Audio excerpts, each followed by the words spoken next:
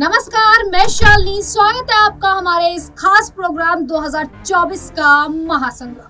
जी हाँ, महासंग्राम तो छिड़ चुका है क्योंकि हरियाणा में विधानसभा चुनाव अब इसी साल होने हैं और जिसको लेकर बहुजन समाज पार्टी की प्रमुख मायावती जोरों शोरों से तैयारियों में जुट गई हैं। न केवल हरियाणा में बल्कि बात की जाए उत्तर प्रदेश में होने वाले विधानसभा की 10 सीटों पर उपचुनाव को लेकर भी मायावती अब चुनावी मैदान में उतरने की तैयारी में है और आकाश आनंद उसमें सबसे ज्यादा बड़ी भूमिका निभाते हुए नजर आ रहे हैं। जिस तरीके से आकाश आनंद जनसभा को संबोधित करते हैं, जिस तरीके से भारतीय जनता पार्टी और कांग्रेस को एक ही सिक्के के दो पहलू बता देते हैं, अब ऐसे में जनता जो युवा चेहरा है वो एक बार फिर से आकाश आनंद की ओर आकर्षित होता हुआ नजर आ रहा है। क्या अब मायावती अपनी बहुजन समाज पार्टी के जो जनाधार है उसको खिसकता देख मजबूती से चुनावी मैदान में उतर गई है? क्या जीत दर्ज करती हुई नजर आएंगी? क्योंकि आम चुनावों में बहुजन समाज पार्टी को करारी हार का सामना करना पड़ा और एक भी सीट बहुजन समाज पार्टी के खाते में नहीं आई। ऐसे में मायावती अब अपने भतीजे आकाश के साथ मिलकर अपने खिसकते जनाधार को कैसे बचाती हुई नजर आएंगी, ये देखना होगा। आज इस पूरे मुद्दे पर चर्चा करेंगे। मेरे साथ मेरी सहयोगी आश्रुति मौजूद हैं। आश्रुति, आपका बहुत बहुत स्वागत है। आश्रुति, जिस तरीके से मायावती अब चुनावी रण में उतर चुकी हैं, क्या मायावती अब होने वाले उपचुनावों में और हरियाणा में होने वाले विधानसभा चुनावों में कुछ सीटों पर जीत दर्ज करती हुई नजर आएंगी भी या नहीं? क्या लगता है? देखिए, मायावती इस बार लोकसभा चुनाव में हार के बाद अगर आप शालिनी थोड़ा गौर करें तो कहीं ना कहीं मायावती की हार लोकसभा चुनाव में एक ऐसी हार थी जो मायावती को उम्मीद रही थी। 432 सीटों पर अपने प्रत्याशियों को उतारना, पूरे देश में और एक भी सीट पर जीत ना दर्ज करना, ये बड़ी हार का सामना मायावती ने करा था। वहीं उत्तर प्रदेश की अगर बात करें, आप देखिए उत्तर प्रदेश में 80 की 80 सीटों पर मायावती प्रत्याशी उतारते तो जरूर नजर आई, पर एक भी सीट पर जीत नहीं पाई।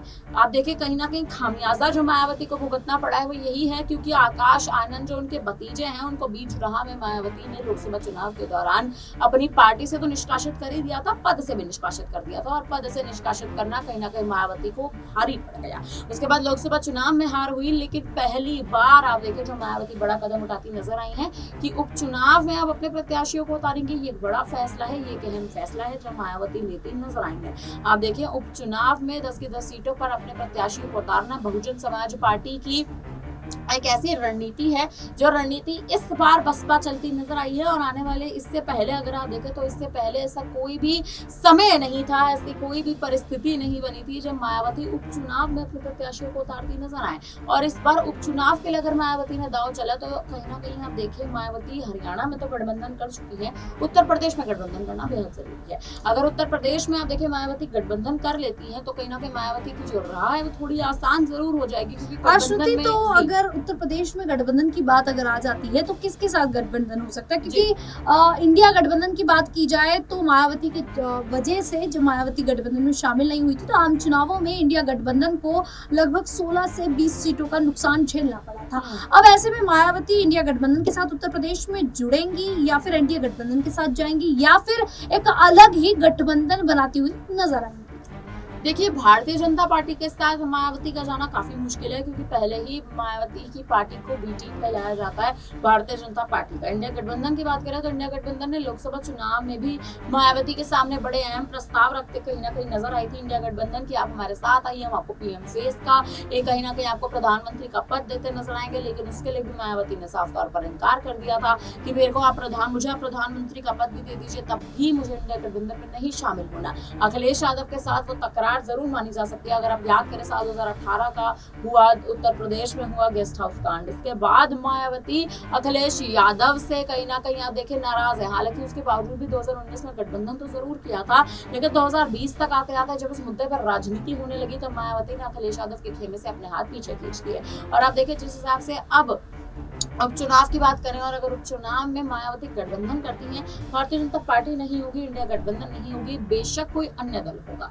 अन्य दल के साथ अगर आप देखें छोटे गुट दल होंगे जो कहीं ना कहीं इस समय जिन दलों के पास आप देखें कहीं ना कहीं चुनाव चिन्ह नहीं है लड़ने के लिए, एक मौका नहीं है कहीं ना कहीं अपनी पार्टी का राजनीतिक स्तर एक बार फिर ऊंचा करने के लिए, वही पार्टियां जो है वो बसपा की ओर कहीं ना कहीं आती नजर आ सकती हैं। और मुझे लगता है इस बार मायावती इन्हीं कुछ छोटे गुटों पर भरोसा जताती नजर आएंगी, ना कि बड़ी और अहम पार्टियों के साथ कहीं ना कहीं चुनावी मैदान में उतरने के लिए।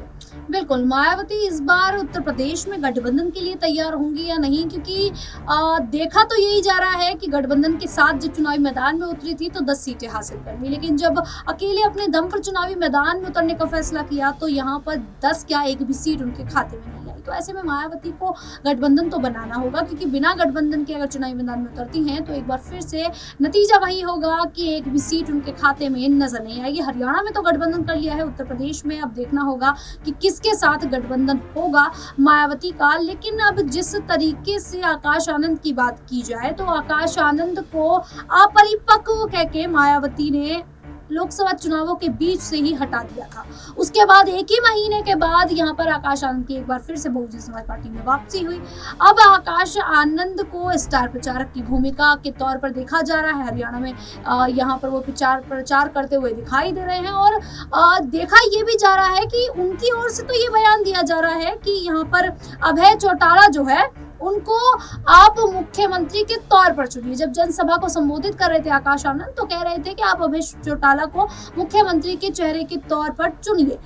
क्या मायावती हरियाणा में मुख्यमंत्री के तौर पर अपने आप को नहीं देखती हैं, या फिर मायावती को ये डर सता रहा है कि अगर वो अपने दावेदारी मुख्यमंत्री पद के लिए ठोकती हैं तो यहाँ पर इनेलो के साथ भी उनका गठबंधन जो है वो टूटता हुआ नजर आएगा? क्या लगता है इसको? देखिए शालिनी, अगर बात करें तो इनेलो के साथ तीसरी बार मायावती का ये गठबंधन है, बसपा का गठबंधन है। इससे पहले भी 2018 में भी गठबंधन हो चुका है, उससे पहले साल 1900 के दशक में भी गठबंधन कर चुकी है मायावती यानी बहुजन समाज पार्टी।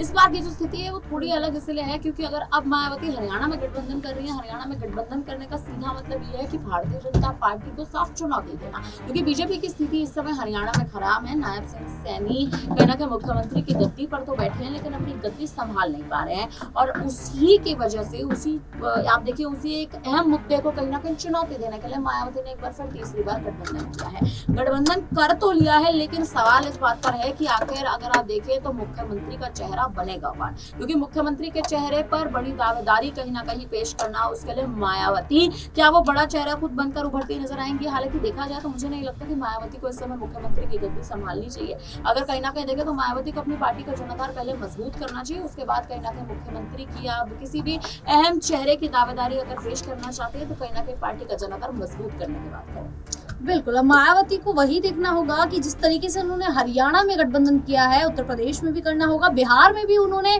अपनी पार्टी को उतारने का ऐलान कर दिया है। अब बिहार में भी देखना होगा कि क्या बहुजन समाज पार्टी के नतीजे सामने आते हैं, क्या बिहार में बहुजन समाज पार्टी एक नई पार्टी के तौर पर उभरती हुई नजर आएगी, या फिर जिस तरीके से लगातार उनका जो वोट बैंक है वो कम होता जा रहा है, 9% पे आ गया है, और या फिर ये भी कह सकते हैं कि जिस तरीके से समाजवादी पार्टी डूबती हुई नजर आ रही थी लेकिन आम चुनावों में समाजवादी पार्टी ने जीत दर्ज की है।